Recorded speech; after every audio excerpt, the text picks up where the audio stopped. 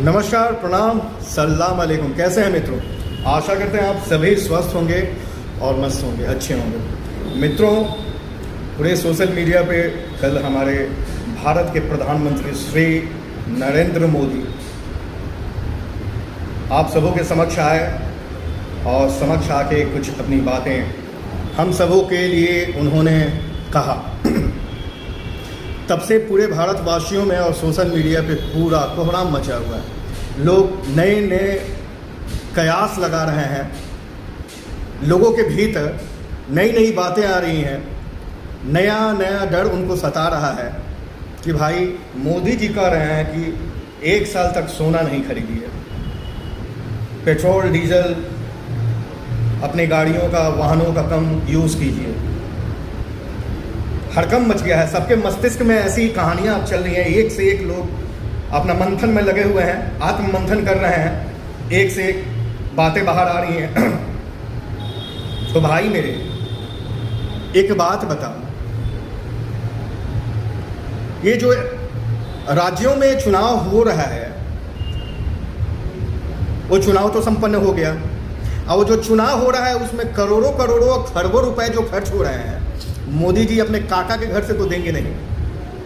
अरे आप ही से पैसा वसूल के ना अपनी खजाने को भरेंगे, और जो खर्चा हो रहा है चुनाव में, पार्टियों के प्रचार में, लोगों की आवाज़ को दबाने में, अपने तंत्र को जिंदा रखने में, नेताओं को खरीदने में, मंत्रियों को खरीदने में, पार्टियों को तोड़ने में, ये जो धन का खर्चा हो रहा है, पैसों का खर्चा हो रहा है, वो आएगा कहाँ से?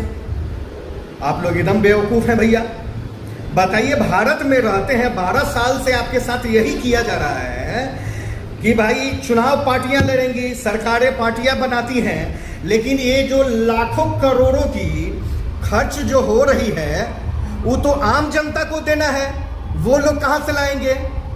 एक बात बताइए, एक मंत्री कहाँ से लाएगा? एकदम बुड़बके हैं जी आप। वो पैसा भारत के एक एक जनता के पॉकेट से, जेब से निकाला जाएगा, घुमा फिरा के।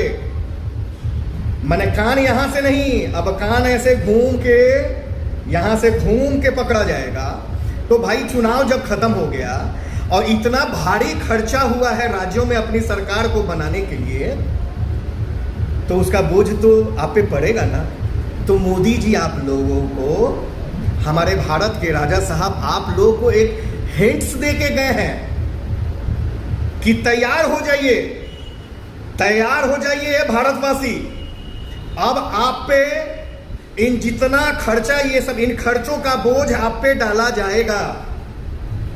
आपके डीजल पेट्रोल की रेटें बढ़ेंगी, रसोई गैस का तो बढ़ ही गया और बढ़ेगा, खाना खाद्य पदार्थ बढ़ेगा, ट्रांसपोर्टेशन बढ़ेगा, हर चीज में, हर एंगल से आपको घुमा फिरा के आप 100 रुपया कमाएं और 60 रुपया एकदम सरकारों को देने का कार्य करें। किसी ना किसी तरीके से आपकी मेहनत की, आपकी खून पसीने की कमाई आप देने के लिए अब तैयार हो जाएं। मोदी जी कुछ गलत थोड़ी बोले हैं भाई, वो तो हिंट्स देके गए हैं। मित्रों, आपको याद होगा मोनेटाइजेशन, नोटबंदी याद है?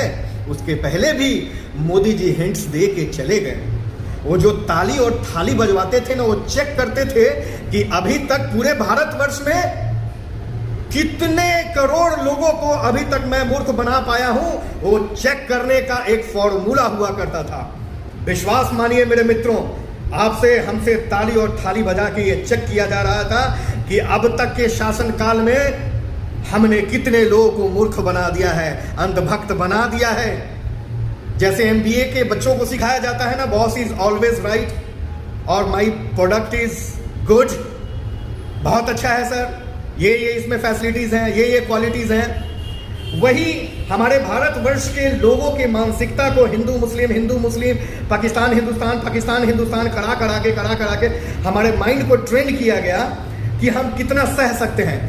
अब हमारे भारतीय सरकारों को यह एकदम भली भांति पता है कि कितना भी बोझ पहले कांग्रेस के 70 सालों के राज्य में, हम नहीं कहते किसी पार्टी का हम बड़ाई नहीं करेंगे, उनके 70 सालों के राज्य में कम से कम 100 के नीचे पेट्रोल डीजलों के मूल्य को बरकरार रखा गया था।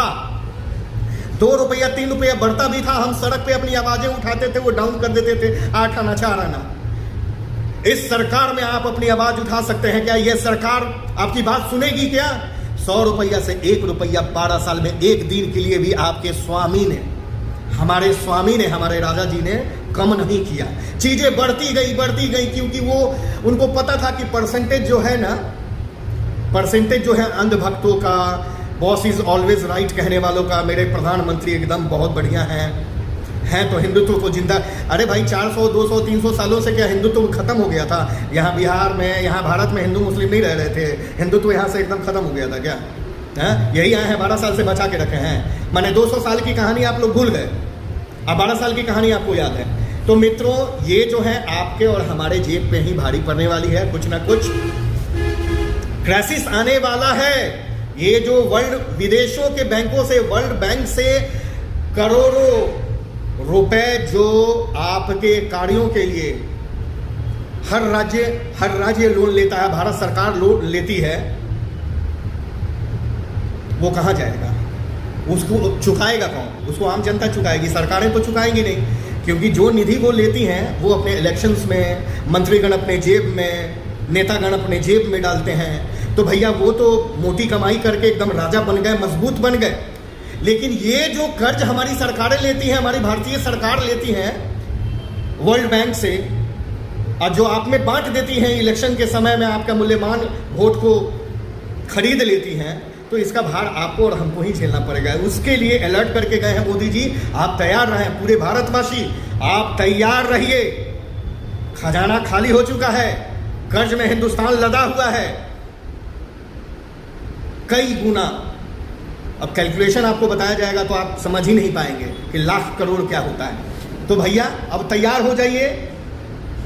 महंगाई के मार से हर वस्तुओं, चीज़ों, डीजल, पेट्रोल, वाहनों के दाम, हर चीज़ पे मूल्य का बढ़ जाना, इनके लिए में भी नई नई स्कीमें लेके आएंगे। नई जैसे मोनेटाइजेशन हुआ था, नोटबंदी हुई थी, तो नोटबंदी टाइप का भी कुछ स्टेप फिर से सरकारें ले सकती हैं, ये अनुमान लगाया जा रहा है। तो भैया अब आप तैयार हो जाएं। यह आपको आने वाले 2-3 वर्षों तक ये आप ही को देना होगा, हम आम जनता को देना होगा। तो मोदी जी आपको इशारा दे गए हैं, वो पीड़ा दर्द को अपने अंदर बसा लीजिए और कहिए मोदी जी 100 टन भी डाल देंगे, यदि पेट्रोल 500 रुपये भी हो गया, ऐसे भी मेरे यार मित्रगण हैं, तो हम लेंगे। तो भैया आपके पास है, आप लेंगे। और जो 300 रुपये डेली का कमाता है वो कहाँ से देगा? तो मित्रों आप तैयार रहें, हैंड्स मिल चुका है महंगाई का मार खाने के लिए, और अपने अपने जेबों को, अपने अपने संचित की हुई धनों को, मोदी जी सोना नहीं खरीदने के लिए इसलिए बोल रहे थे कि आप अपने धन को बटोर के रखिए, कि महंगाई इतनी बढ़ने वाली है कि उस पैसे को अपना पेट भरने के लिए, और टैक्सेशन अलग अलग तरीके से आपसे लिया जाएगा, टैक्स के नए फॉर्मूले इजाद होंगे, तो आपके पास पैसा रहेगा, सोना खरीद लेंगे तो पैसा खत्म हो जाएगा। तो पैसा रहेगा तभी ना आप देंगे और खाएंगे, नहीं तो भूखे मर जाएंगे। तो वो गलत नहीं बोल के गए हैं, सही समझा के गए हैं। समझिए मेरे मित्रों, जय हिंद, जय भारत, भारत माता की जय, भारत माता की जय। बस यही करते रहें। धन्यवाद। बाकी आप सब समझदार हैं।